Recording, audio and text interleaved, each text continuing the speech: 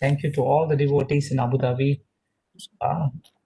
Such an auspicious time for us to start for Kartik month, which is now just here.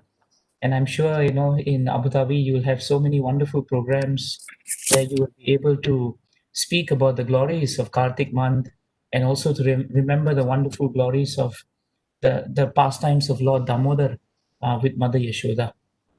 So thank you for giving me this opportunity to take your association.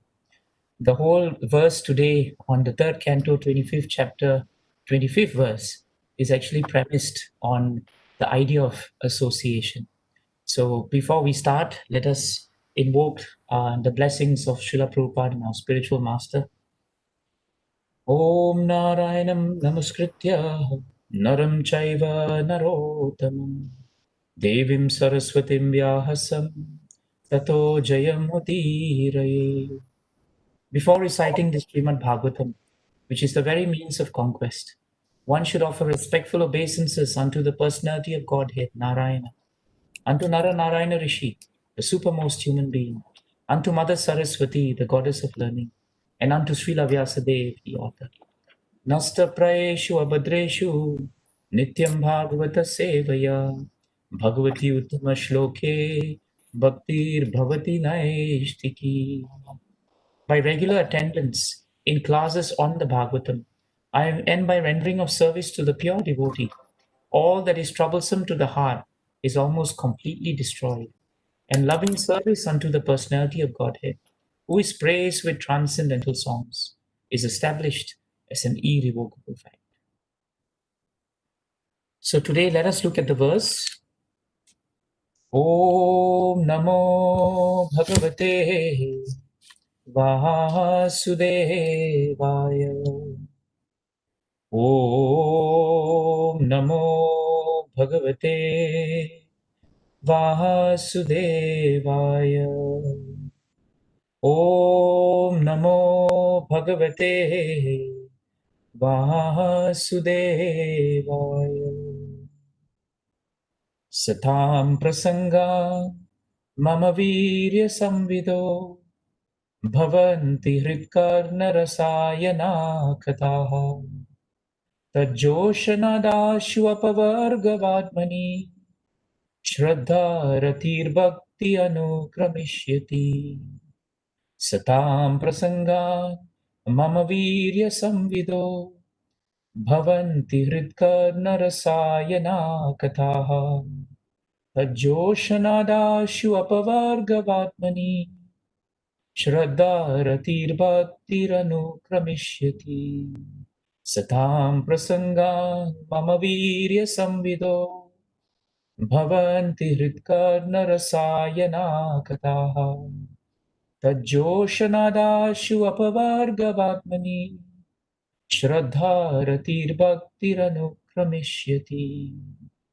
Satam, of pure devotees, prasangat, through the association, mama, my, virya, wonderful activities, samvidaha, by discussion of, bhavanti, become, rit, to the heart, karna, to the ear, rasa ayanaha, pleasing, kathaha, the stories, tat, of that, joshanat, by cultivation, ashu, quickly, apavarga, of liberation, vadmani, on the path, shraddha, firm faith, ratihi, attraction, bhaktihi, devotion, anukramishyati, will follow in that order.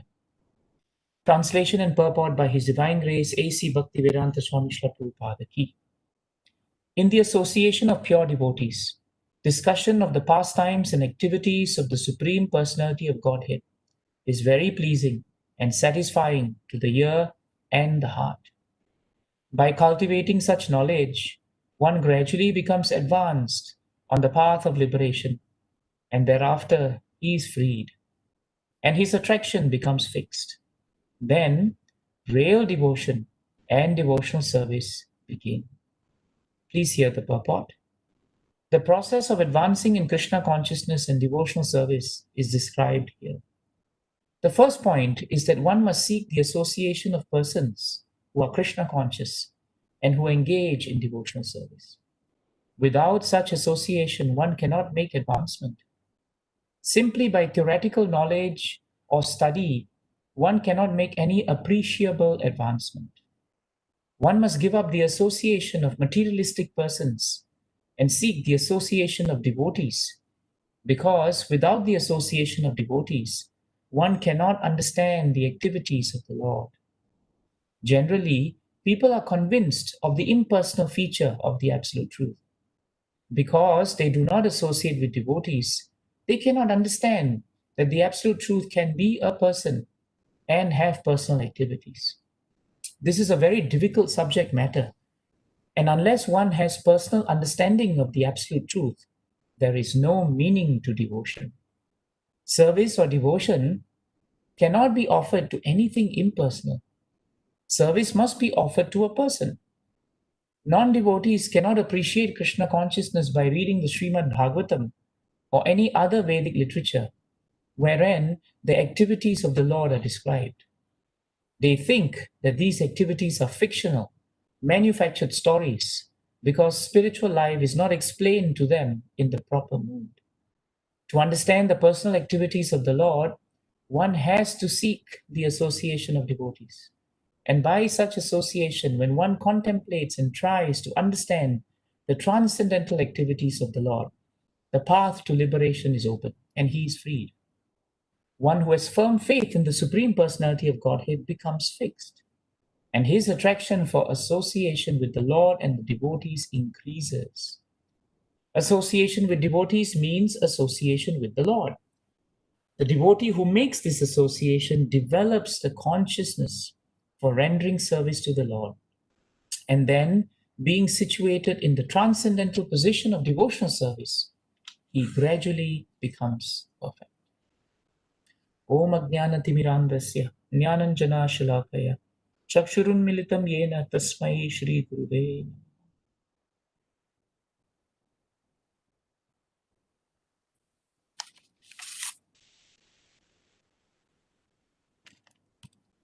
So in this verse, Kapila Dev is instructing Devahuti on the glories of devotional service and association. In other words, she's instructing him on the signs of, he's instructing her on the signs of sadhu sangha.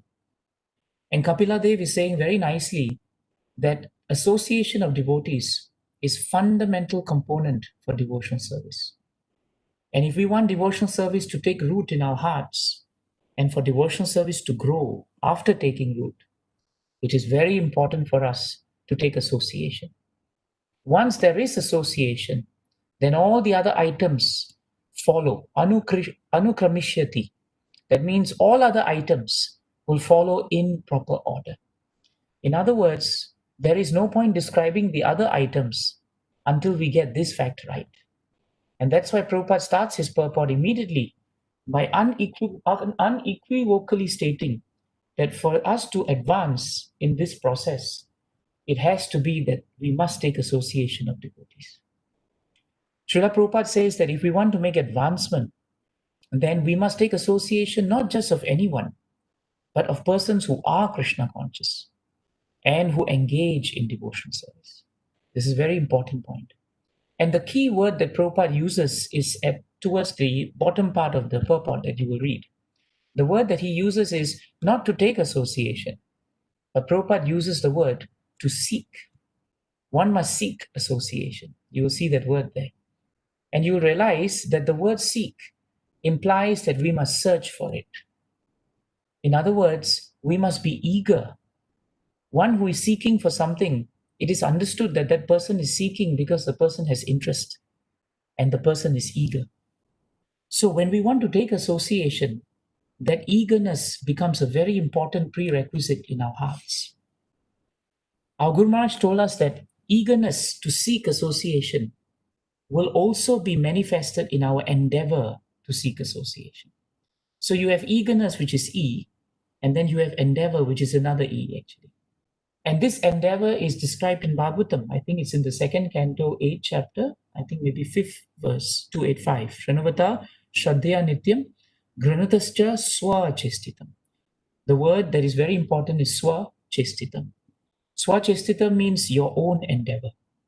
So when Prabhupada uses the word that we must seek out association, what he's telling us actually that there must be some endeavor from the devotee side.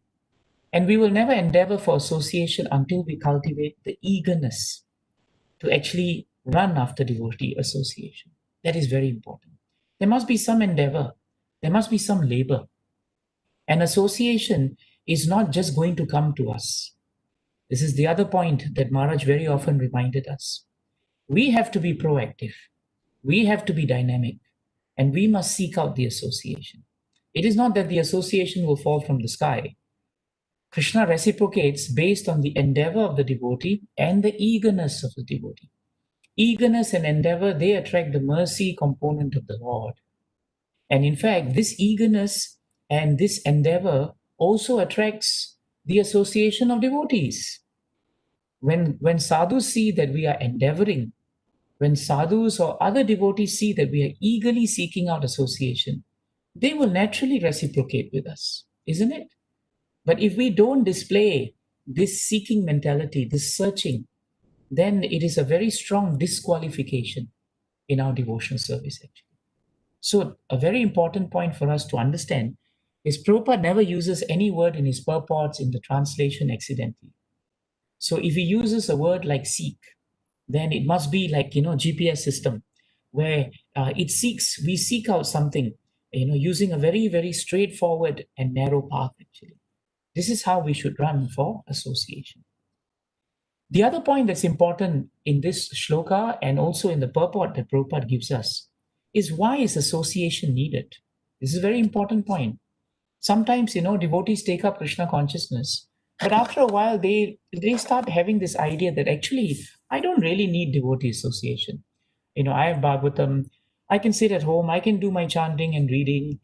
Why do I need devotee association?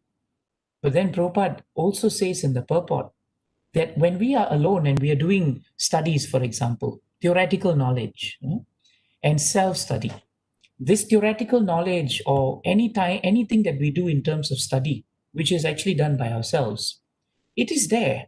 No doubt it is there. But Prabhupada uses two words. We cannot make appreciable advancement without devotee association. This is very important. Appreciable means that there is no value and quality to our devotional service. What will happen is that on our own, when we do this ekanta bhakti, eventually, we will fall prey to our mental speculation. Bharat Maharaj was a good example in Srimad Bhagavatam. Even though he was such a great devotee and he had so much association as a king, even his family were devotees, he thought that he should renounce everything so that he could concentrate more deeper. He thought that his devotional service will appreciate in value when he went all the way to Pulaha Ashram in the Himalayas. But we know from the fifth canto that instead of his devotional service appreciating in value, it depreciated in value. Why? Because alone he became unnecessarily attached to not sadhu sangha, but he became attached to the deer sangha. And the deer was not devotee. The deer was a very young deer, like a child. And yet he took so much sangha of that deer. And his mind kept telling him that it's okay, this is also part of devotional service. So Prabhupada and our acharyas warn us, this is the problem with ekanta bhakti.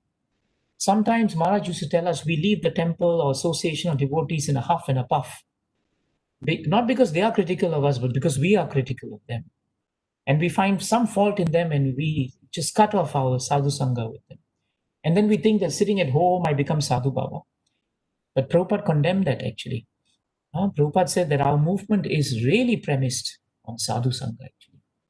So our senses, when left to the devices of the mind, will actually end up in what we call manogatan. And this manogatan means you take association of the mind. Mind's association is never sadhu sangha, Prabhus and Matajis. It is almost always asat sangha. So actually, the reason why we need devotee association is because devotees remind us of Krishna. Very important point. Whatever the devotees may be, just by seeing their tilak, we remember Krishna. Just by seeing, their dhoti and kantimala and kurta, we remember Krishna. Now see, I'm speaking here and all of you have no videos on, but I see Swayam Shruti Prabhu. So when I see him, I'm remembering Krishna. And behind him, I see a beautiful picture of Krishna. So I'm remembering Krishna. So just by seeing like this, and if he favors me with a smile, which he'll do right now, then what happens? The value for devotional service, the quality of my devotional service, the inspiration for my devotional service increases. It increases, and we are only doing this on WebEx. We're not even seeing each other, and yet we are so happy to see each other. What is devotional service if we cannot smile, if we cannot be happy? In Ekanta Bhakti, it is very difficult. It is very difficult. If you remember in Leela Mrita, there was one disciple of Prabhupada who was just sitting in some rice fields in Mayapur alone. He had built a hut and he was chanting 64 rounds a day. And all the other disciples came and told Prabhupada, this devotee is so serious, And Prabhupada just smiled, and he remarked the fact that, this is all nonsense actually. And true enough, after a few days, the devotee gave up that chanting because there was no association. So Bharat Maharaj is a very good example in Bhagavatam, and we should be very careful. Why? Because as Prabhupada says in the purport, this knowledge that we gain, if it is not channeled towards Krishna, if we just use our material senses to try and understand Krishna without the touch of devotees, what will happen is that we will actually be in touch with matter and not spirit. In the 6th canto, I think, 4th chapter, 29th verse, this point is very nicely given by Daksha actually. Daksha says in his prayers, the Hamsaguya prayers to Krishna, Yadya niruktam vachasa nirupitam diyakshabirva manasotayasya ma bhut swarupam gunarupam hi tatta savai gunapaya visharga lakshana. And this is a very nice verse. Guru Maharaj liked this verse very much. He told us, when he explained this verse to us, he told us that this verse tells us that if you don't have devotee association, then the material senses will cause havoc. Why? Then he explained 6.429. Anything that is expressed by the material vibrations. So when we use our tongue, but we don't have sadhu sangha, then what will happen is we will use our tongue in a material way. Anything ascertained by material intelligence. We have a brain, we have intelligence, but if the intelligence is not touched by Krishna and not touched by devotees, remain material. Anything expressed by the material senses, all the 5 senses, they are just gravitating towards objects of attachment. If the devotees are not there to give us sadhu sangha and turn us towards Krishna, we cannot sustain our attention to Krishna. And so what will happen is whatever material senses we have and experience remains material. And last point, anything concocted within the material mind. See, this is Manogatan, is expressed by Krishna to Arjuna in the 2nd canto, 2nd chapter, 54th verse. This is Manogatan. So it's very clear. Daksha says to Krishna, Krishna, anything that I use with my material vibrations, anything I try to ascertain with material intelligence, anything that I experience with material senses, and anything that I concoct within this material world, all of this is just the modes of material nature. And actually, ma bhut swarupam gunarupam hitatta. Ma bhut means it is not. It has nothing to do with the real nature of the Supreme Personality of God. Very important point. Very important point. So that is why, if we want to touch Brahmasparshanam, Krishna, we need the association of devotees. Otherwise, we will get the association of the mind. So, Manaha Sangaha is not the one we want. We want Sadhu Sangha. Devotees of the Lord are very dear to Krishna. They are very dear because they have sacrificed so much for Krishna. I think it was in the 9th canto, right? 4th chapter. In that chapter, Krishna tells Durvasa Muni, how important and how dear these devotees are to him. So when we talk about Sadhu Sangha, the next thing we should understand is, why are the devotees so important to us? Because they are important to Krishna. And Krishna says there, Ye Daragara Putrapta Pranam Vittam Mimam Param Hitva mam sharanam yataha katam stam styakyum utsahe. In that 9th canto, 4th chapter, somewhere towards the later part of the verses, maybe 60th or 61, somewhere there, he says this very important point. He tells Durvasa Muni, these pure devotees, they have given up their homes, they've given up their families, they've given up their children, they've given up relatives, they've given up riches. They have given everything up and they have simplified their lives just to serve me. They have no desire for material improvement in their life. And then he says, Katam swam styaktvam utsahe. Utsahe means enthusiasm. How can I give up these devotees? In what mood can I give up these devotees? See, it's so important.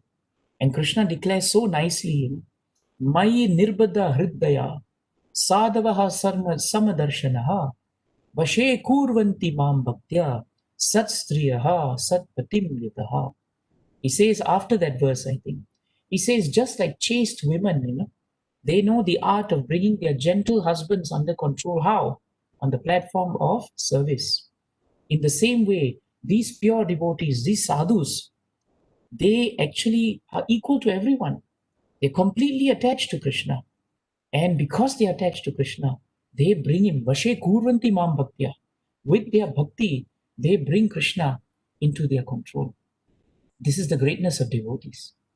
That's why in Adi Purana also, very nicely, Krishna tells Arjuna, Adi Purana, Krishna tells Arjuna, Ye me bhakta jana partha, na me bhaktaschane janaha, mad bhakta nam cha ye bhaktas, te me bhakta tamamataha. Krishna tells Arjuna, Arjuna, those who are my direct devotees, they are actually not my devotees. This is surprising, isn't it? But those who are the devotees of my servants, they are factually my devotees. See, Krishna is telling Arjuna a very confidential secret. He's saying those who are actually my direct devotees, they are not actually my devotees. But those who are devotees of my devotees, they are my devotees. So I once asked Maharaj, if that's the case, right? You are a direct devotee of Krishna. What is this verse saying? Does it say that you're not actually Krishna's devotee? And Maharaj just put his palms like this and he said, who says I'm direct devotee to Krishna? I'm a disciple, right, of my spiritual master, who's a disciple of Srila Prabhupada. And Maharaj looked at me and said, in the spiritual kingdom, there are no direct devotees of Krishna. Because every devotee is a devotee of another devotee. Such a nice point. And that is why these devotees become pleasing to Krishna. In the Padma Purana also, I think Lord Shiva tells to Parvati Mata, Devi, Aradhanam sarvesha Vishnur aradhanam param tasmat parattaram Devi tadiyanam samarchanam. My dear Parvati, the Vedas may mention, that there is a worship of Devatas, but the worship of Vishnu is higher than that. But let me tell you one thing, even higher than the worship of Vishnu is the rendering of service to the Vaishnavas, who are always eternally related to Lord Vishnu. So this is the reason why 3:25:25 is there. Kapila Dev is telling that these pure devotees, they are the ones actually that are very, very dear to Krishna. And in their association, if you discuss the pastimes of Krishna, if you discuss the glories of Krishna, two things will come. Two things will come. When we discuss Krishna's pastimes in the association of sadhus, then we become very, very satisfied and Krishna consciousness becomes very, very pleasing. So if we are not satisfied in our heart, and satisfaction is such a difficult thing in this material world, then we say we are taking up devotional service, but still we are not feeling satisfied. That satisfaction is not coming because we are not taking proper sadhu sangha. We are not taking proper sadhu sangha. And that is why we cannot relish Krishna consciousness. So this is a very important point for us to understand. These great devotees, they relish pastimes of Krishna. So if we are serving them, if we are in sadhu sangha of them, with their mercy, they may give us some relish. That is why Rupa Goswami mentions devotee association as touchstone. Touchstone. Anything that you touch with the touchstone turns into gold. So anyone who touches a devotee, their spiritual life it just grows. It becomes inspiring. So it's very important for us to remember this. In the first canto, 13th chapter, 10th verse, 1:13:10. This point is also very nicely collaborated. If you remember, Yudhishthir Maharaj and the Pandavas, the Mahabharata war had finished, and so many people had been killed. And it was such a painful time at that time. And that day, Dhritarashtra was still staying in the palace, living, as if he was foolishly thinking he was king. But Yudhishthir Maharaj was so kind to Dhritarashtra that he just tolerated and he allowed him to continue that way, isn't it? And then Vidura heard that his brother was still living off from the Pandavas. And he thought, let me come now and serve my brother. Let me give my brother sadhu sangha. And that's why Vidura came. He came for his brother, but if you read the 13th chapter, every day when Vidura was sitting down, he would just give sadhu sangha to Dhritarashtra. How? He would preach to him. He would preach and talk to him about Krishna. He would tell him about the frightful situation of death. That is also Krishna, isn't it?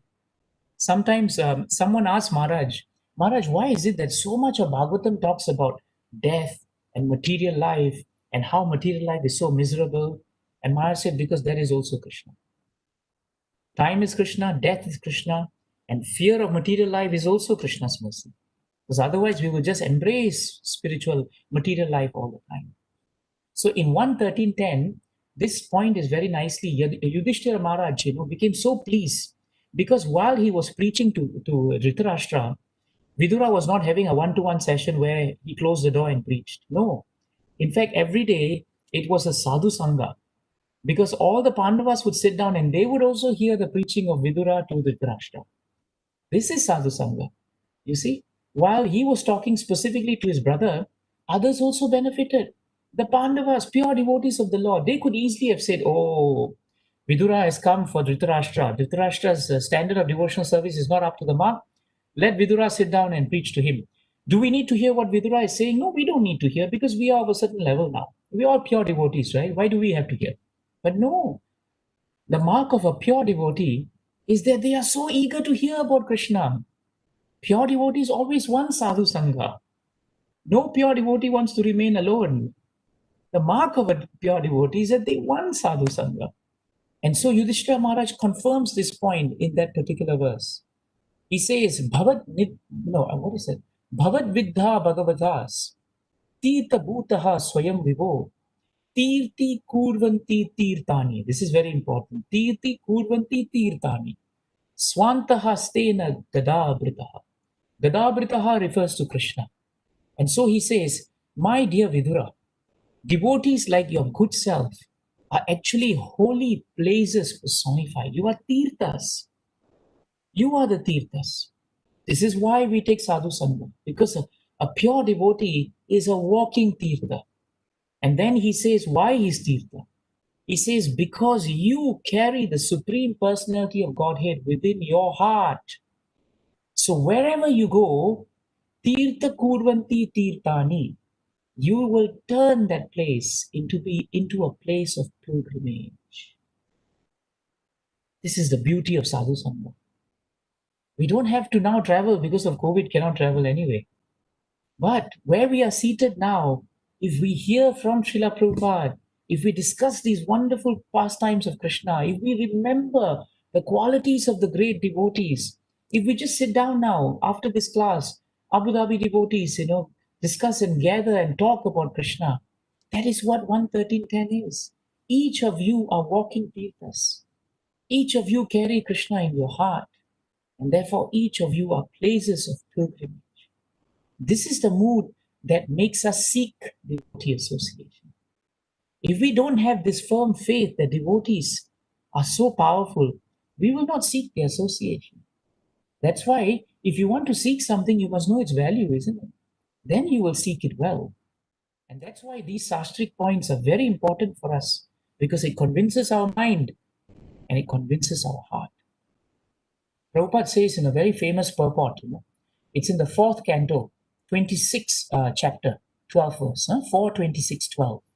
Prabhupada says there, if we want to become saintly persons, if we want to become saintly persons, or if we want to return to our original Krishna consciousness, we must associate with sadhu. Sadhu means, Prabhupada says, bracket, saintly person. We must associate with Shastra, bracket, Vedic, authorized Vedic literatures. And we must associate with Guru, bracket, bona fide spiritual master. This is the process, full stop. It's such a clear point from His Divine Grace. In other words, association is not just association with a person. We must associate with a saintly person. But at the same time, the foundation of our association with the saintly person is actually Shastra. It is actually Shastra. It is not that you and I consider ourselves saintly persons and we talk about the latest release in the cinema. That's not Sadhu Sangha. Sadhu Sangha means Shastra is firmly in between us. And there must be a person to whom we have surrendered to, and that is Guru. Until we have Sadhu, Shastra, and Guru aligned, and we take association of all three, then Prabhupada says this is the process to become saintly persons, and this is the process to return to our Swabhava, which is our original Krishna consciousness. Very important. Prabhupada says in the purport that association is a personal matter. Because Krishna is intensely personal. He's the supreme personality of Godhead. Prabhupada condemns the idea that we should not have association because that is an impersonal idea actually. The impersonalist says, why should I associate with anyone? Because God himself is impersonal. Let me just merge into the void. You know, in My Glorious Master, I think. Yeah, in My Glorious Master by Burijan Prabhu. One time Prabhupada was asked about what happens when the impersonalist merges into Brahmajyoti. Does he come back? Because Prabhupada had written in purports that he comes back. Prabhupada says almost all of them will come back. And so the devotees asked, if they go to Brahmajyoti, why should they come back? And it's a very difficult esoteric point. But Srila Prabhupada paused, thought about it, and then he said, because they get bored and they have nothing to do. Because there's no association. There's no association. So that's why Prabhupada emphatically states that devotional service implies that there must be activity, there must be personal relationships, and therefore devotional service is very, very practical because there must be engagement. Only when we are engaged in devotional service will our association with each other have value. If we are not engaged in spiritual activities, our association with each other will become gramyakata, or it will become bhutanam yanmitaha kalihi, social intercourse, which will end up in us becoming very disrupted and very disturbed. So then the next question we ask is, what do we do when we take association with each other? Is there a science of devotional service association? It is. It's the second shloka of the Chatushloka of Bhagavad Gita. Very important. The first shloka establishes Krishna's supremacy as the Supreme Personality of Godhead. The second shloka establishes how sadhu sangha should be carried out. How important a principle must it be then in devotional service if it becomes the focal point of the second of 4 seed verses in Bhagavad Gita? Just think about it. This is what Maharaj had highlighted to me actually. He said the first is about establishing Krishna. The second is about establishing how we should associate with each other. That is very important. Madchitta madgata prana bodhayanta parasparam kathayantascha mam nityam tushyanti cha ramanti cha. So association begins with our thoughts. Our thoughts must always dwell in Krishna. That is why the thoughts of my pure devotees dwell in me. And the word dwell is very significant because dwell means that you stay there for some time, isn't it? Now for 1 hour, you all have to dwell where you are. You can't move. Dwell also means, you stay there. It is almost like sthane sthitaha. You become fixed. You wait there for a while. You linger. So the thoughts of my pure devotees don't zoom in and out. No, they dwell. Because their thoughts are dwelling on Krishna, this is the first step to become worthy of association. Then their lives become fully devoted to his service. The longer you dwell on Krishna, the longer you have Krishna's association, the longer you dwell in devotee association, the more your life becomes dedicated to Krishna's service. Very important. And these pure devotees, they also get satisfaction. They also get bliss. But how do they get it is very important. They get it by always enlightening and conversing about me. Who do they enlighten? They enlighten one another. Very nice point. So Vidura was seated talking to his brother. Pandavas were hearing eagerly. And they were becoming enlightened by Vidura. Later, before Vidura left the palace, Vidura engaged in wonderful conversations with the Pandavas. And they enlightened each other. Later, when Vidura went on pilgrimage and found Maitreya, he asked questions to Maitreya and they discussed Bhagavatam. So Bodhayantaha is how we take association. Bodhayantaha means we preach. To who? To each other. We cannot say, oh, if one devotee wants to preach to me, Prabhu, you don't have to preach to me, I know this. No, that we don't do. We don't use the material term that people say, Prabhu, you're preaching to the converted. That means I already know everything, you don't have to tell me. No. If we want to take association, the starting point is humility.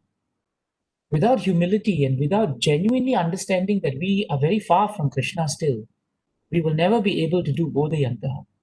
Because preaching is always two ways. Preaching is always two ways. Because the word parasparam is there. Bodhayantaha is preaching. But how we preach is given as parasparam. Parasparam means among themselves. See the word? Among themselves. That means, it is mutual. It is going back and forth, back and forth.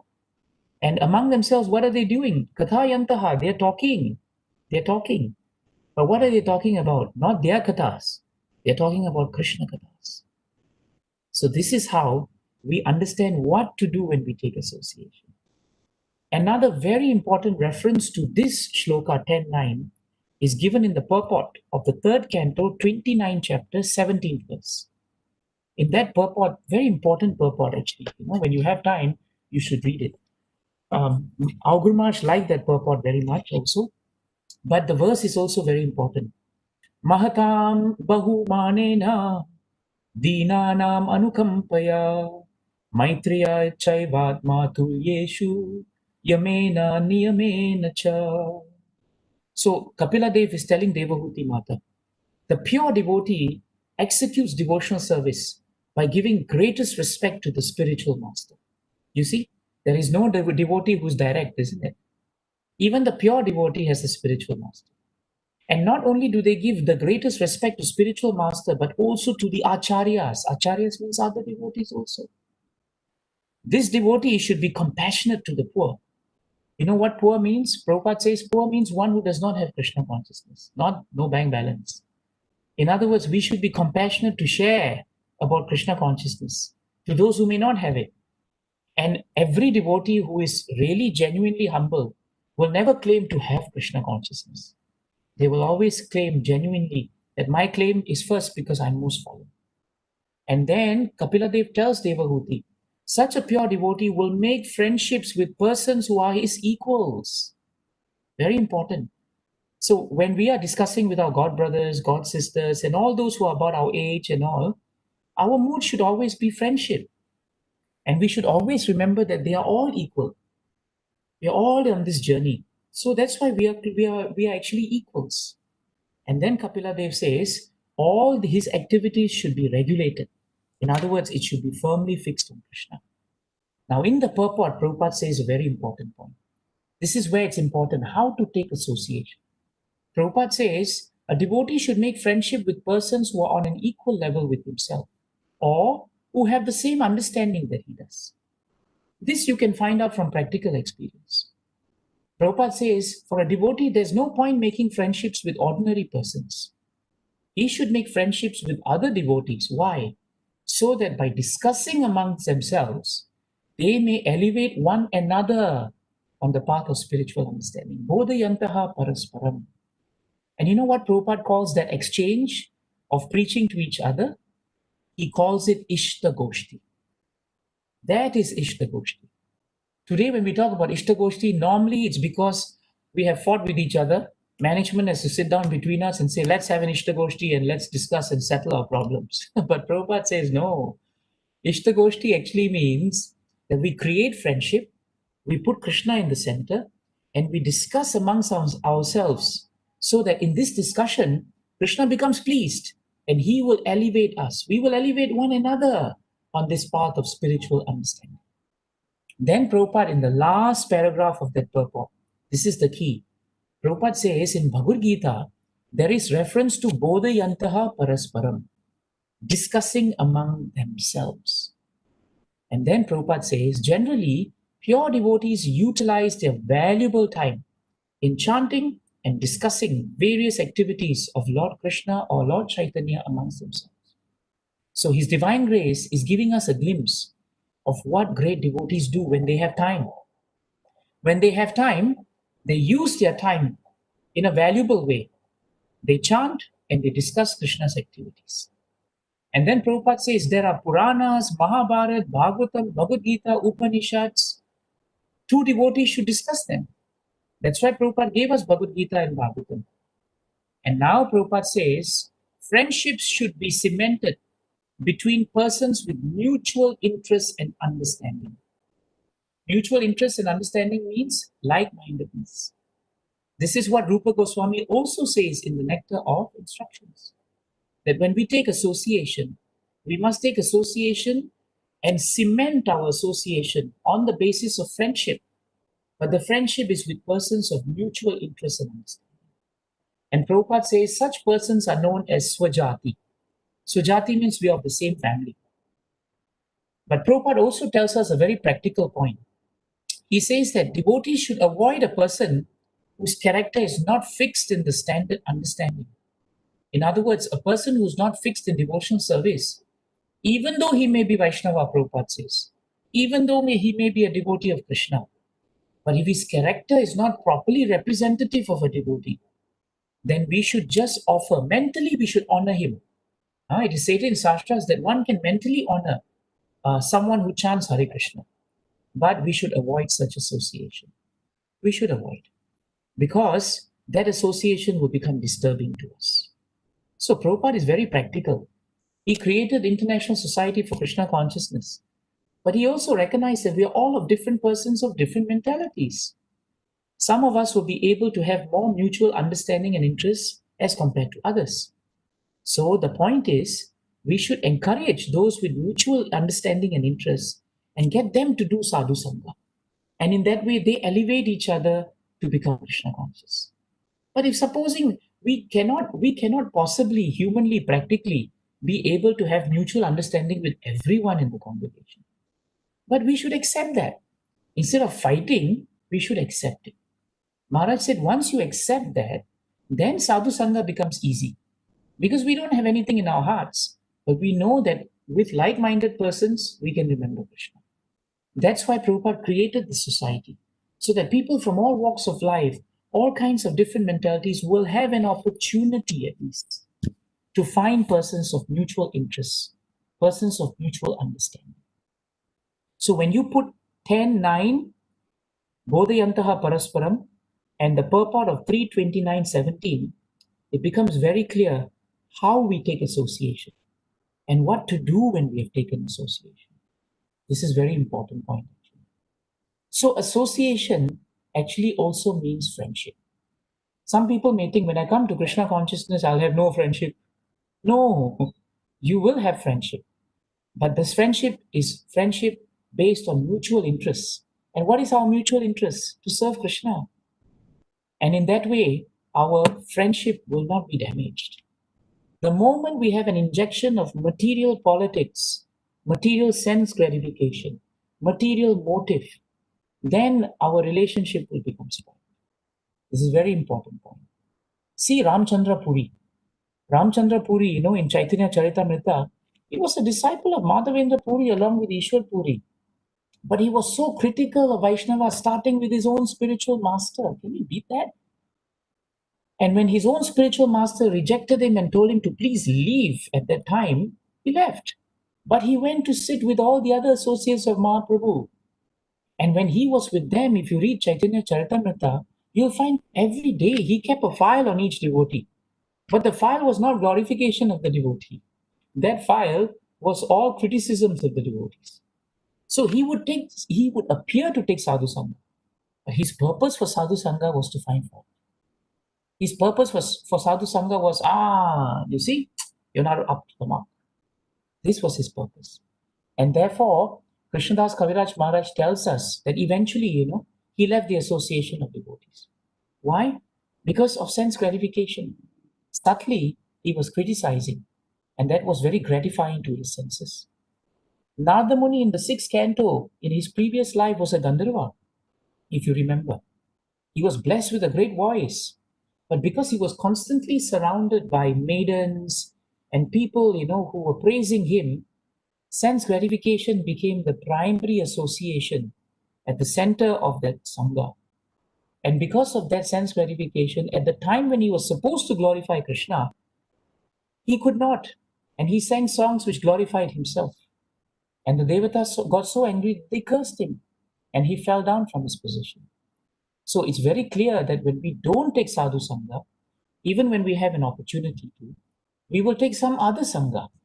And that sangha will eventually cause us to fall from our devotional service. Ajamil was a devotee when he was young.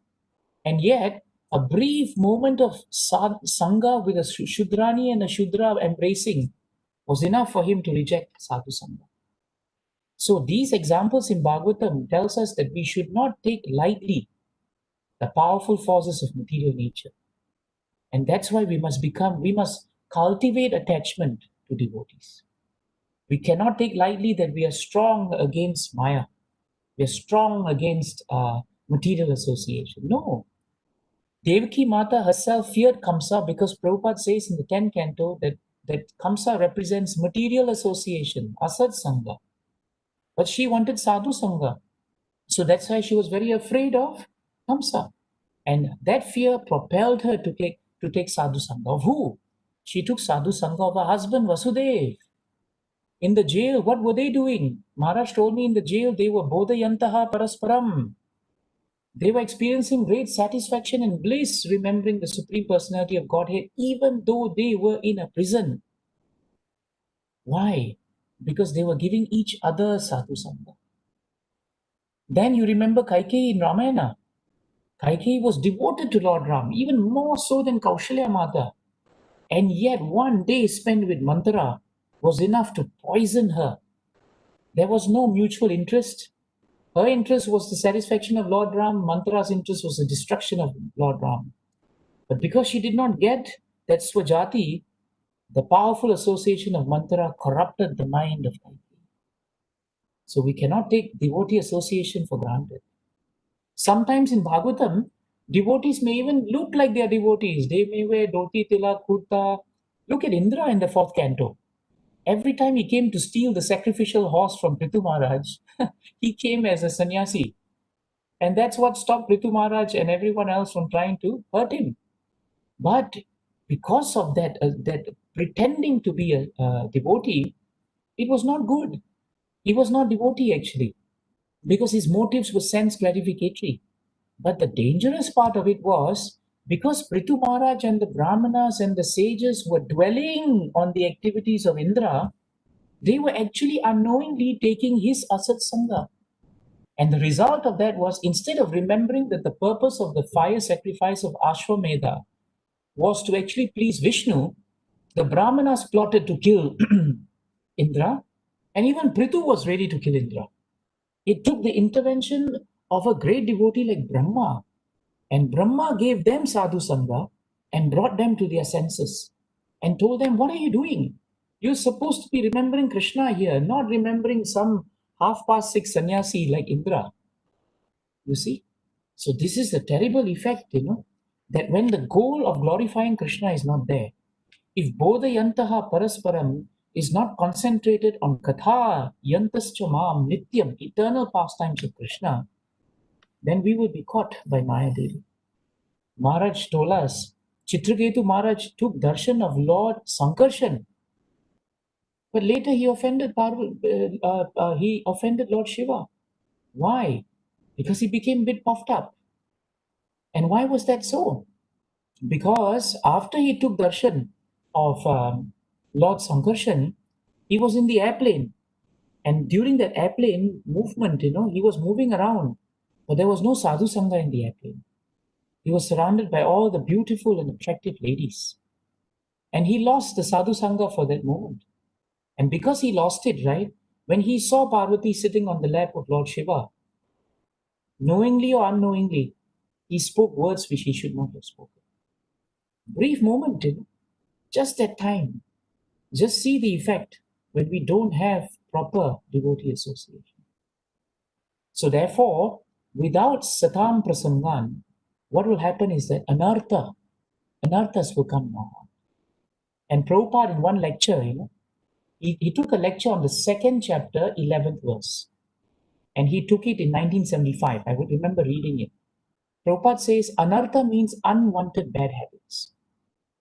When we grow up, we associate with bad company. We also acquire bad habits.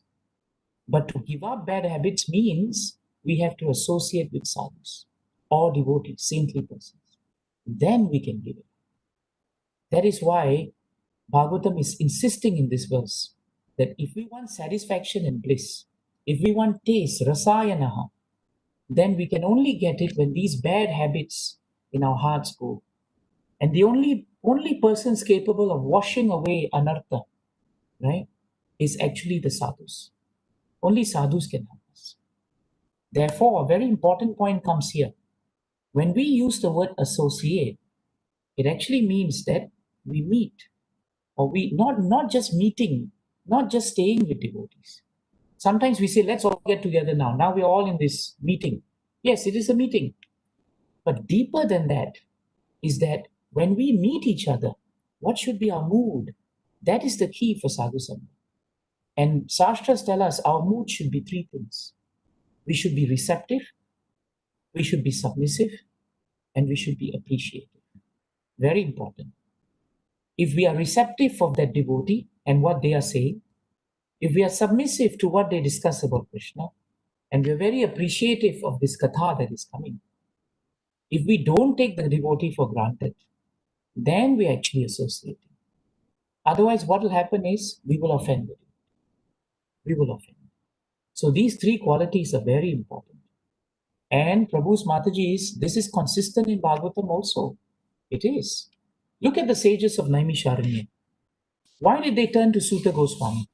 They turned to Sutta Goswami because they said, Vetatvam saumya tatsarvam tadvatastat anugraha bhuyo snigdasya shishyasya guruvo bhuyamapi uta. They said that Sutta Goswami, please, you speak to us and tell us what you have scientifically learned about Bhagavatam. In other words, you talk about Katha now. Why do we want to hear you? Because you are submissive to your spiritual masters. And therefore, they have endowed you with all the blessings. Not only are you submissive, but you are actually very, very gentle. You are known as a gentle disciple. So when one is gentle in disposition, when one is friendly in disposition, when one is submissive to hear that what devotees are speaking about, then actually one takes good sadhu sangha. So this is one very important point. Look at Narada Muni. As a small boy, he was very receptive to what his mother was telling him. And mother was his first sadhu sangha, isn't it? Mother's sangha was so nice, because she gave him the sangha of the pure devotees. So he heard her. He was receptive. He was submissive. He was appreciative.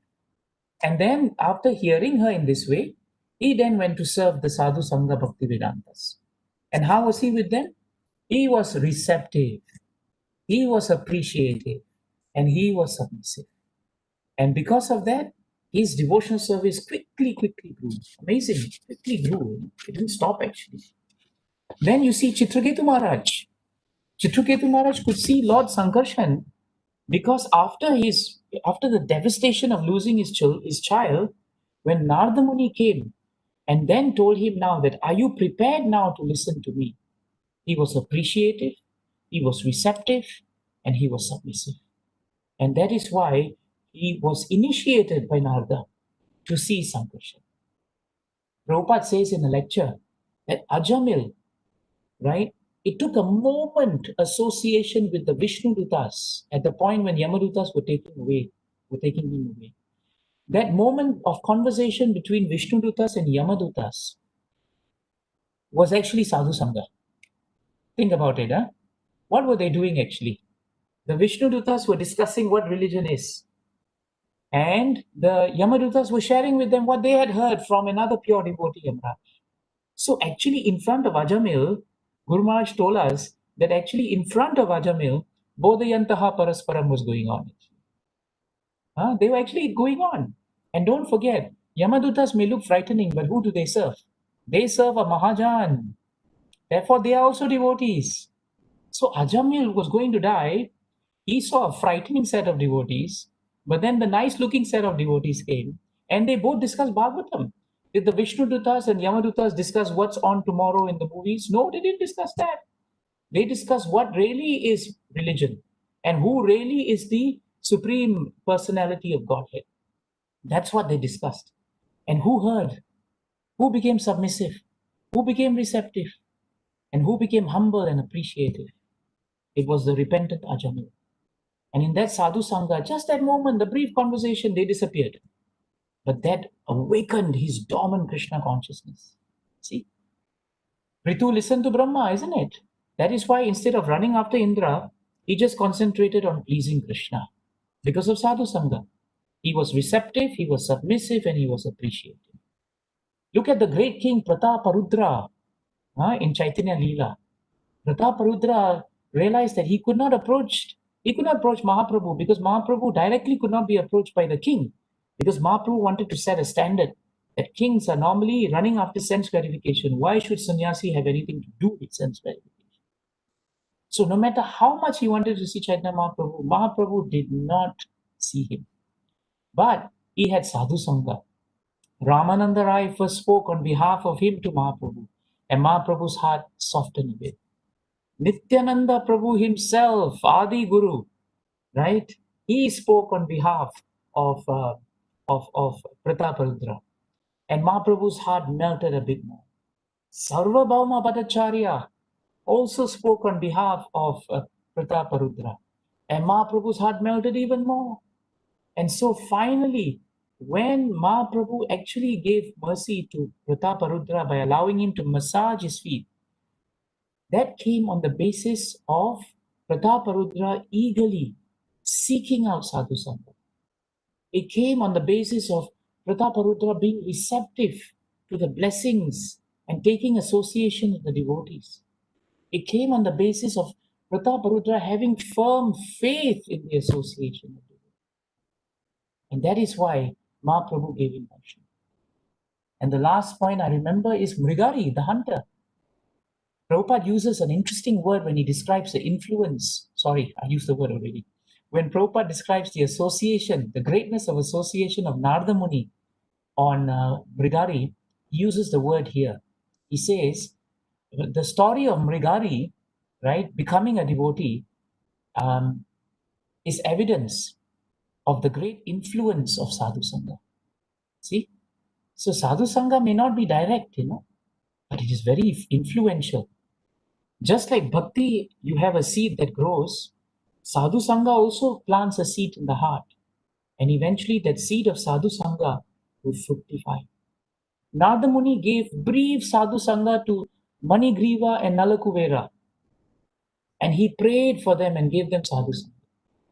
They were not very appreciative of him. Only after he cursed them, then they set up actually. The devotees are so kind that they don't care whether you appreciate them or not. But they always appreciate you and they always mean well to you. That is devotee. And so because Narada Muni prayed and gave sadhu sangha, The sadhu sangha seed was in the heart, and it fructified when Krishna gave Nala, Kuvera, and Manigriva darshan thousands of years later. So, what is the commonality here amongst all these devotees who took sadhu sangha?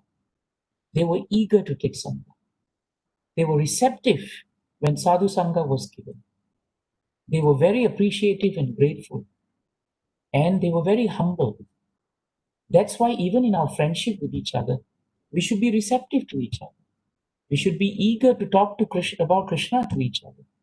We should be appreciative and grateful for each other's association. And we should be very humble. There should not be arguments. There should be always give and take. That is devotee. The result of this is actually satam prasangam. The result of this association will mean that eventually what will happen? We will become advanced on the path of liberation. And we will actually become fixed in our attraction to Krishna. We cannot become fixed in our attraction to Krishna until we get sadhu sangha. So what is the conclusion to today's wonderful verse actually? The first point, Prabhu's Mataji, is that association is very powerful. That is one thing we must remember.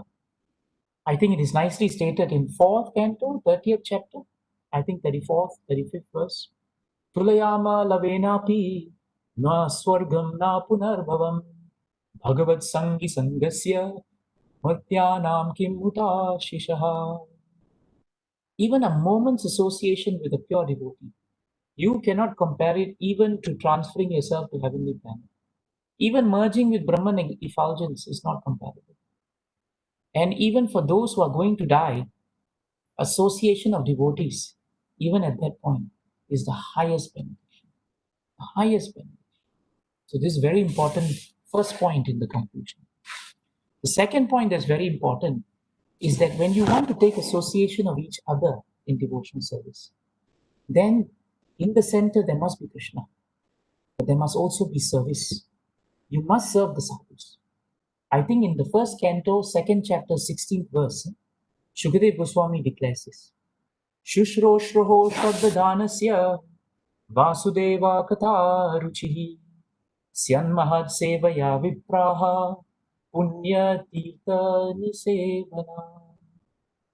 And it is declared in Bhagavatam that if you serve devotees who are completely freed from all vices, in other words, the pure devotees of the Lord, great service is done. And if you perform that great service, then Rasayana, this very nice, important Rasayana Katha, then what will happen? We will gain ruchi. We will gain affinity to hearing the messages of Vasudeva. Sometimes after 20, 30 years in devotional service, the real challenge for all of us is, where's the taste? But the taste comes when we serve devotees. And how do you serve them? You serve them by associating. That is how we serve. So this is the next point that's very important. Of course, the third point is a question someone will ask, so I better answer it. Here it starts with the word pure devotee. And sometimes, we may ask ourselves, really? The person next to me is pure devotee? Really?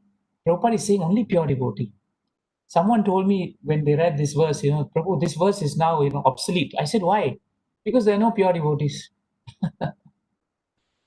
But when you speak to Prabhupada's disciples, when you speak to advanced devotees, they will always tell you that Prabhupada considered his devotees, his disciples, all pure devotees. Famously, our Guru Maharaj would always say, that someone asked Prabhupada, who is a pure devotee? And Prabhupada said, rascal, except for you, everyone else is pure devotee. So actually, purity is a very difficult to understand concept because we use material lenses to try and understand a spiritual concept. Srila Prabhupada gave a very nice conversation in Los Angeles in November of 1968. And this is how he explained purity. He says, we may not be 10% perfect, but as far as possible, if we follow the instructions as it is, that much is perfect. In this way, one will get perfection. So, one has to follow. The same example, try to understand, Prabhupada is saying. A perfect expert technologist or technician or mechanic is working. Somebody is working under his instruction. So this somebody, because he is strictly working under the instruction of the expert, he is also expert. He may not be 10% expert, but his work is expert. What a nice point Prabhupada says. He may not be 10% expert, but his work is expert. Is that clear? Prabhupada is asking. Because he's working under the expert. Do you follow? Prabhupada is asking. So, now Prabhupada declares, if you follow pure devotee, then you are also pure. It may not be one is 10% pure, but because we are trying to raise ourselves from conditional life. So if we strictly follow the pure devotee, then we are also pure devotee. So pure devotee, Prabhupada is saying, does not mean one has to become immediately 10% pure. But if he sticks to the principle that we'll follow a pure devotee, then his actions is as good as pure devotee. Prabhupada ends by saying, it is not I am explaining in my own way. Nice point. He says it is the explanation of bhagavatam. This is such a nice point actually. Therefore, anyone who's seriously trying sincerely to follow Srila Prabhupada, follow the teachings of their spiritual master, we should just take shelter of them. We should take the association, bodhayantaha parasparam, kathayantascha mam nityam. And that's how we should conduct our association. So we should not think and mix up material perfection with spiritual purity. They are different actually. It's a very important point actually. In Nectar of Instruction, Rupa Goswami tells us how we should associate with each other. He says there are 6 items, of exchange of love that's very important, isn't it? Dadati pradigranati, guyam akyati prachati, bhumte bhojayati chaiva, sadviddham priti lakshanam. So offering gives in charity, accepting charitable gifts, revealing one's mind in confidence and inquiring confidentiality, accepting prasadam and offering prasadam. These are all important exchanges. Why? Because they cement friendship. So if I go to Swam Spurti Prabhu's house like I used to in Abu Dhabi, within 6 days, I would have put on at least 20 kg. Because Mataji won't let me go. There'll be so much prasadam, which by the way, I miss actually, since I've not gone to Abu Dhabi for a while. But if they come to our house, which they did, then we will also offer them nice prasadam. And we had a wonderful time together. In fact, our time was like that. We offered each other prasadam. We offered each other gifts. So many gifts were there. Normally, when I came to Abu Dhabi, I'll come with a very small bag. When I used to go to Minneapolis, I think Balram Prabhu may be somewhere here. Balram Prabhu will always give me an extra bag because devotees shower you with love and gifts, so much gifts. Abu Dhabi, I can do prasadam distribution in Abu Dhabi airport. That's how much prasad I get for a 7-hour flight. And on top of all of that, we can all reveal to each other any pain, any challenges we have, any difficulties, any doubts. We can reveal minds to each other because we trust, we love, because we have Krishna in the center. So these 6 exchanges of love were never meant to be mechanical. They were meant to be from the heart, actually, from the heart. And one last point I think that's very important, is this idea that if you look at the next verse, 325-26, whoever's going to take that class, it's a beautiful verse. You'll realize that the conclusion that Kapila Dev says there is very important. 325-26 is the conclusion of 325-25. He says, if you take association of devotees, then what must we do? We must consciously engage in sadhu sangha.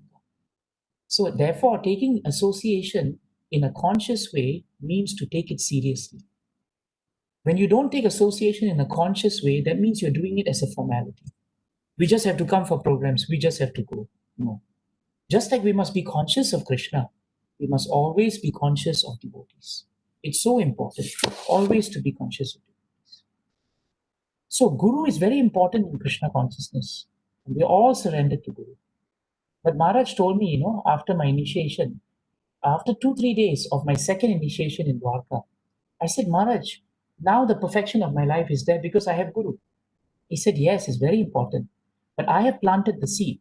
When you go back to Singapore, you must take association of the serious devotees there because they are the ones who will water the seeds. I cannot water the sick because I'm in Dwarka. You have to get sadhu sangha, and that regular watering is needed. And that is how our devotional service will grow. And therefore, to really conclude, we must remember what Narada Muni felt when he was a young boy. In 1.5.29 of Srimad Bhagavatam, Narada Muni says a very important point as a young boy. He says actually that when I was young and I was serving the Bhakti Vedantas, I was very attached to the sages. This attachment is not material association. It is actually spiritual attachment. In other words, we are always eagerly seeking the association. Remember at the very start of our time together, we use the word that Prabhupada uses in the purport to seek. You can only seek sadhu sangha if you're attached to the concept, the principle, and you have faith. You're appreciative, you're reflective, and you're filled with gratitude. This is very important. And let us end today by remembering this one prayer. I asked Maharaj, how do I pray for devotee association? And Maharaj told me, you just have to remember 4, 9, 11 of Srimad Bhagavatam. Anytime we want association of devotees, remember 4, 9, 11. It is Dhruva Maharaj's famous prayer.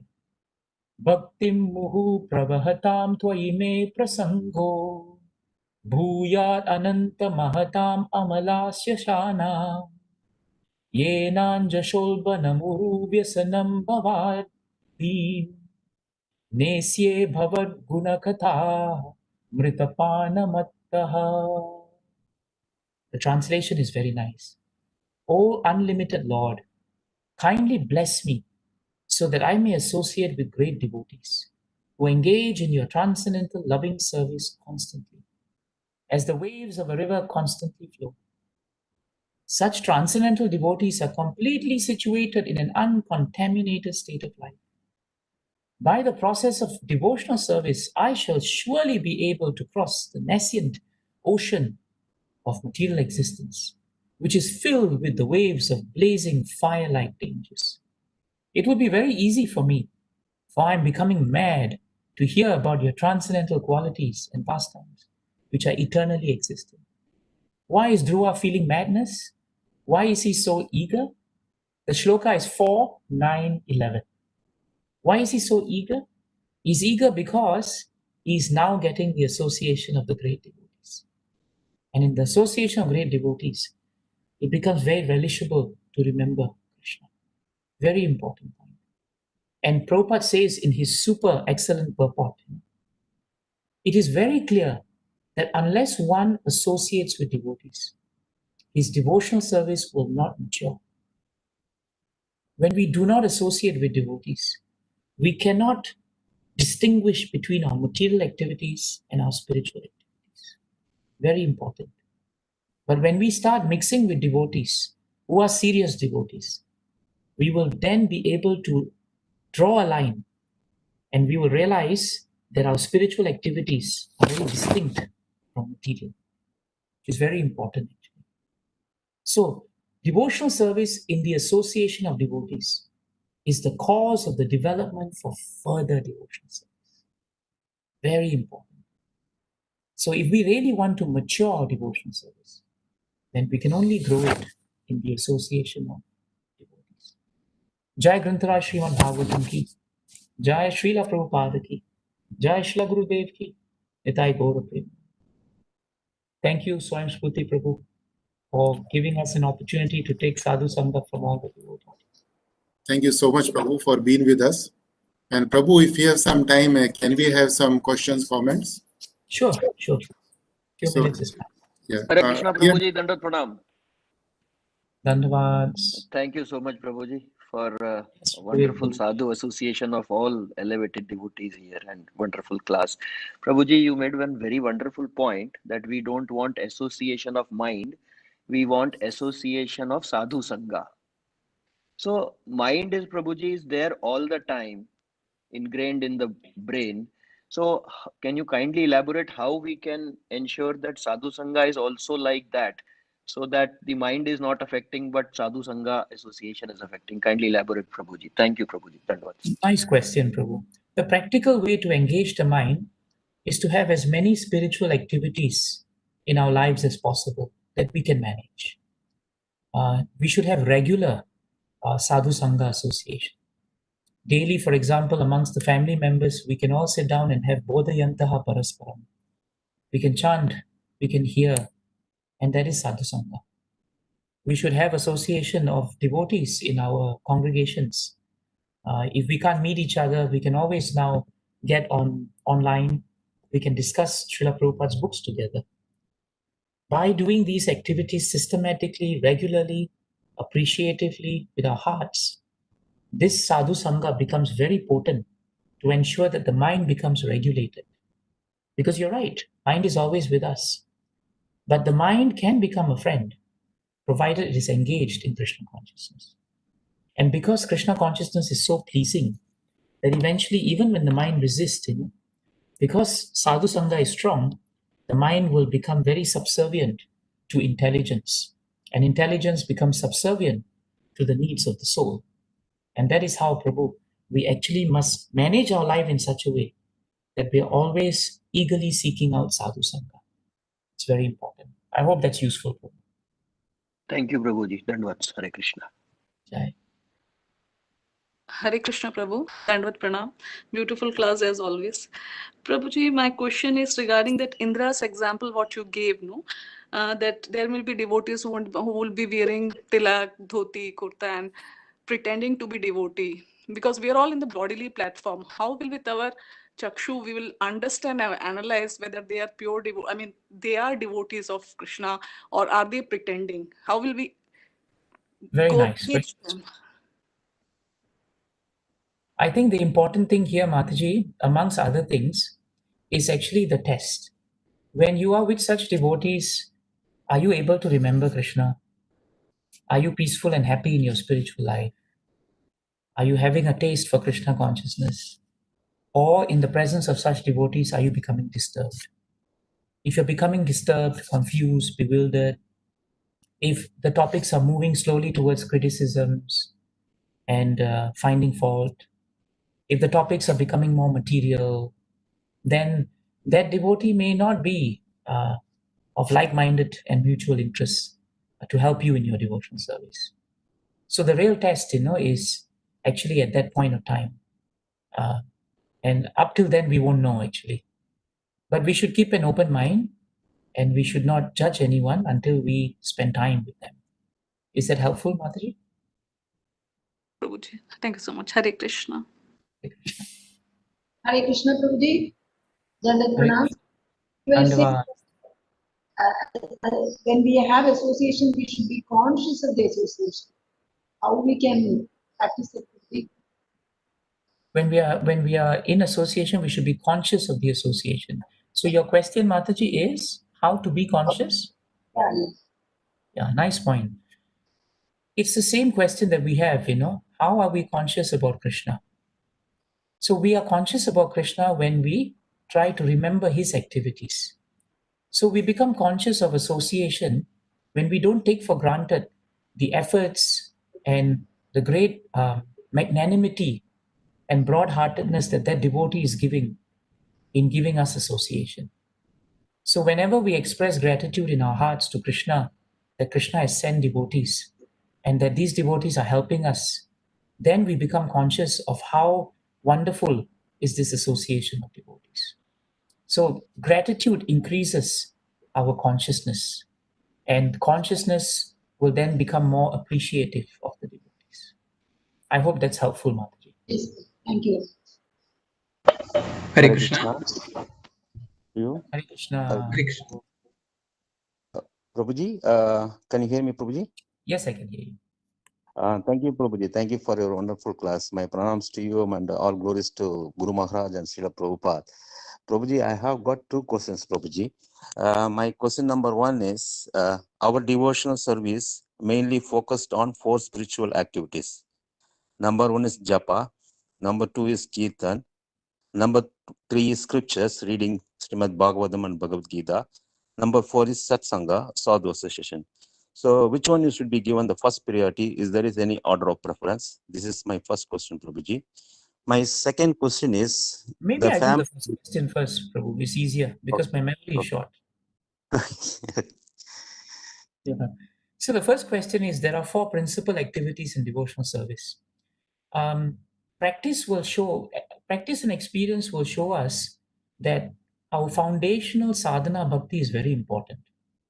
But experience will also show us that all of this come very often together. For example, Prabhupada created the International Society for Krishna Consciousness. And there we start the day by chanting or japa. We also have so many points of the day when we will sing kirtan and chant the holy names of the Lord in terms of glorification of Him.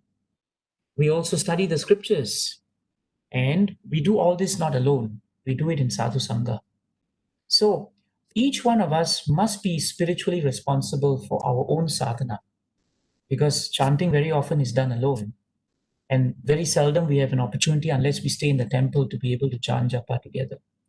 But even in chanting japa, if you have to be alone, you can chant, but always being conscious, that our chanting requires the blessings of the great devotees of the Lord. So it's twofold, Prabhu. One of it is that these activities will exist simultaneously with each other. It's very hard to say which is in order of preference. But when a devotee starts engaging in all these activities and puts them into perspective from a humility point of view, then you'll find that these activities find a common platform in sadhu sangha. Meaning to say, you can perform these activities with sadhu sangha and your devotional service will grow very quickly. So actually that would be a more realistic way of looking at our devotional service. Prabhupada also made a nice point in 1:15:50, the purport. He said that finally when we meet death, we are alone. And it's true. At that time, no matter how much sadhu sangha we have to face death alone. But Prabhupada likens it, to this example of flying an airplane. Finally, when we are flying the airplane, we are alone. Just you and the airplane. Of course, you have passengers behind, but you have to fly it. Nobody else can fly it for you. But on the ground, so many people have taught you so many things. So that finally, when you have to fly, all their sadhu sangha has become very helpful. So I hope this explanation gives you a better idea of how we can harmoniously blend these activities. Yes, Prabhuji. Thank you, Prabhuji. In fact, the one which comes to my mind now, as you explained, Prabhuji, this is very good actually. As you said, the japa, kirtan, and reading scriptures, it can be done either alone or in the association. So if it is done, all these 3 activities in association with the devotees, we can call it as a satsanga. It's a really wonderful expression, Prabhuji. Thank you so much. And my another question is, sorry, I'm taking more time for me. The family we maintain is created by Maya. Okay, our family relationships also changes. Sometimes we born in animal platform. Sometimes we are born in a human life. Okay, since we born in the human life, we have, even in animal life also, we have the family, we have the friends, relatives, societies. As they are so called, they're all called asset because they are all temporary and created by Maya. But still, we need to discharge our duties as a responsible, as a human, family person. So for such temporary relationships, which we call as a sangha. So in this case, we have to have as a sangha and satsanga also. How to have a clear borderline so that we perform in both these activities. Good point. Prabhu, first of all, what's very important is this. When we read our sastras very carefully, we will realize actually that our family to whom we are born, our children, our fathers, our mothers, they are not products of Maya. They are actually given to us by Krishna. It is Krishna's arrangement through the arrangement of the material energy that we come together as families. And there's always a reason for it because of our past previous activities. So one very important thing for devotees is to actually have this congenial attitude to whoever we are born and whoever we meet. Because if we have the attitude that they are Maya and Asat Sangha, what will happen is we will start associating with a bit of subtle pride. Because we are devotees and they are Asat Sangha. And that is not the thrust of Bhagavatam actually. The whole thrust of Bhagavatam, and Prabhupada has said this many times, that whoever has been given to Krishna, given to us by Krishna, it is given by Krishna. a devotee grows in devotional service when he doesn't see the members of his family who are not devotees as on the other side of the fence, but rather he sees them, first of all, expressing gratitude that he has come into this world through his father and mother. And that even if they may not be Krishna conscious, don't forget, once upon a time, we were also just like them. But some kind soul took us away from that and brought us to Krishna consciousness. And let us not forget that in every living entity, there is the seed of devotional service. It is dormant. So every single living entity, Prabhu, is a potential devotee. And that includes the family members. The moment you put on that lens from the lens of Bhagavatam, then the way we act with them, the way we behave with them will not be filled with acrimony. It will also prevent us from becoming falsely proud. It will prevent us from finding fault with them and criticizing them. Because we must not forget what Bhagavatam tells us, that different living entities have different mentalities. It is not our business to either praise them or blaspheme them. But our prayer to everyone, especially our family members who may not be devotees, is that someday they will become devotees. And in that mood of congeniality, we should continue our devotional service. If they are inspired by our devotional service, they may come. If they are not, we should adjust practically in such a way that we don't become a disturbance to society, because that's what Krishna also says in Bhagavad Gita. Devotees are never disturbances to society. So a devotee should work in such a way that he becomes the gardener of his little plot of land. He doesn't speak, he doesn't say anything about Krishna consciousness because they may not be prepared to hear. But his behavior should be so sublime, and he should be giving such nice, wonderful sadhu sangha that eventually either the non-devotees in the family gain respect for what he does and leaves him alone, or they develop nice relationship with him. I remember when I approached my Guru Maharaj very early on, when I met him first time, the first thing he warned me is, the greatest snare of Maya is to think your family is Maya. Your family has been sent to you by Krishna. And everyone who's sent by Krishna is a source and opportunity for service. Serve them, be loving to them, show them the greatness of the devotee. And in that way, you will become very peaceful. And eventually, no matter how many challenges there may be, they will also become peaceful. Is that helpful, Prabhuji?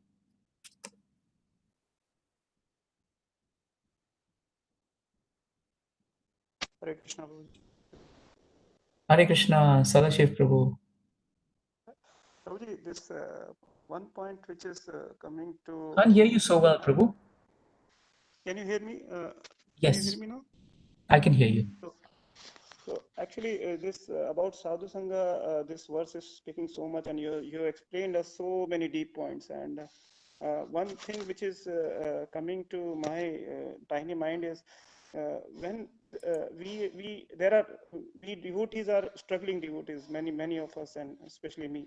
And in the struggling stage, we are attracted towards Sadhu Sangha. At the same time, we are attracted towards sense gratification and indriya tripti.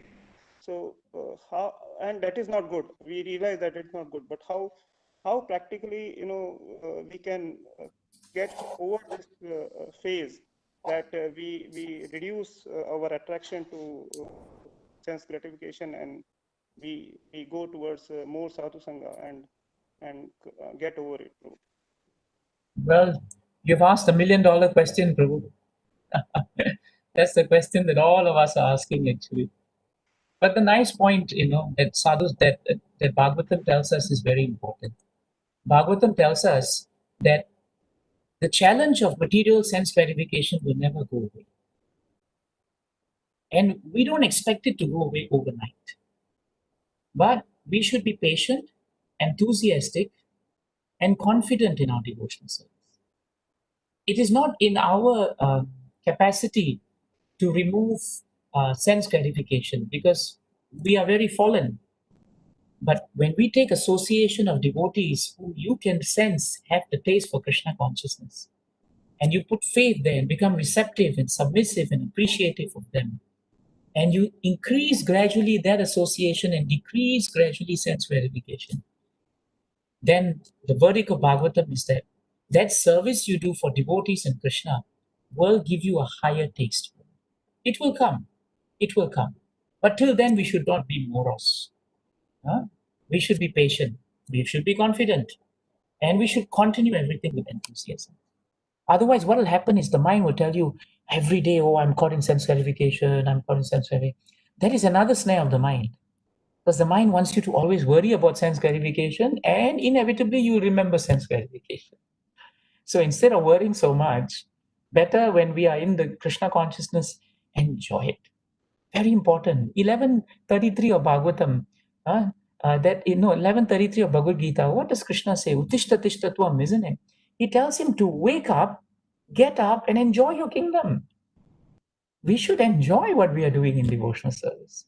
Then we will get a higher taste. So actually, when we are in devotional service and morose because we're thinking of sense gratification, then we are going to be caught. But when we are in devotional service, everyone should smile. Everyone turn on your cameras and all should smile. I'm joking, you don't have to. I'm saying that is the test of devotional service. Don't be too worried about sense gratification. It has been an enemy of this body, of this soul, for millions of years. We cannot reasonably expect that it will go away. But instead of wasting time on that, let's look at other things. We have nice prasadam, we have nice deities of Krishna, we have nice sadhu sangha. We, at least in this lifetime, we know who Krishna is. How wonderful is that? How wonderful is that? Does that help, Sadashiv Prabhu? Yes, Prabhuji. Thank you, Prabhuji. One more point.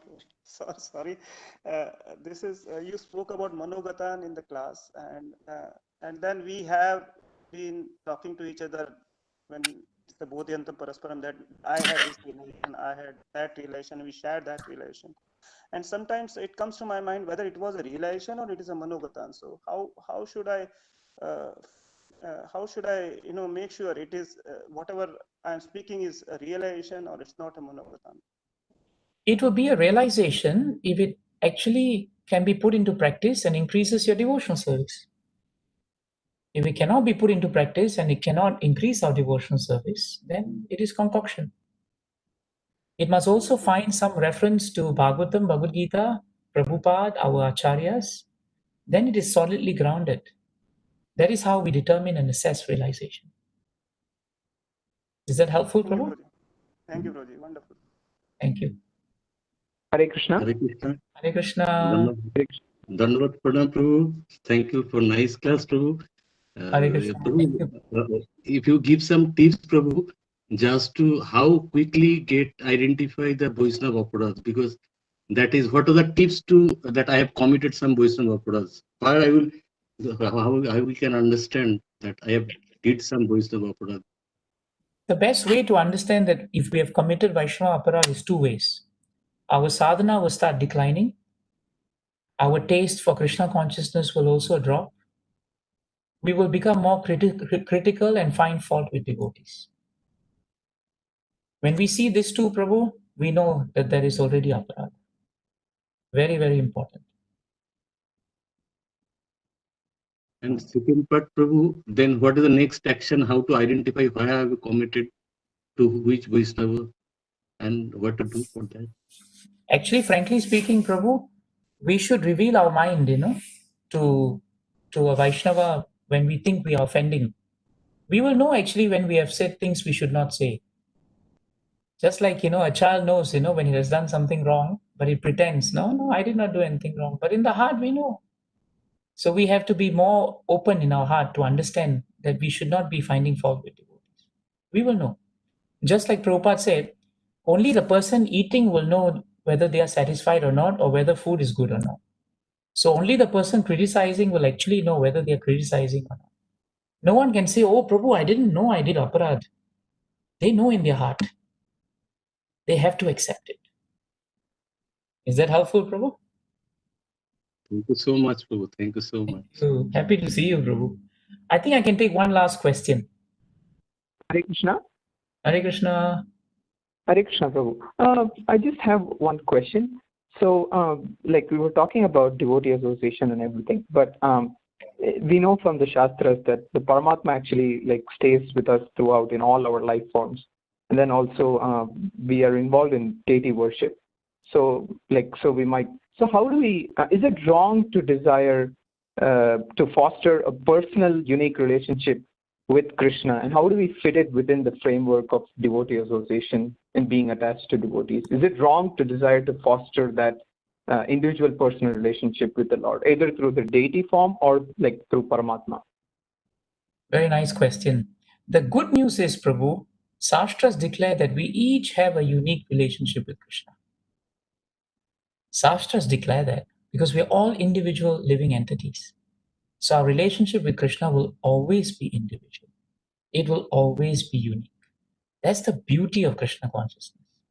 So you are more than welcome to develop your own loving personal relationship with Krishna, but always based on Shastric references and Shastric guidance. But that relationship will always be yours. No one can take it. No one can reclaim it. No one can even claim to have it. Is that helpful, Prabhu? Thank you, Prabhu. Thank you, Swami Shruti Prabhu, and all devotees. Thank you so much, Prabhu.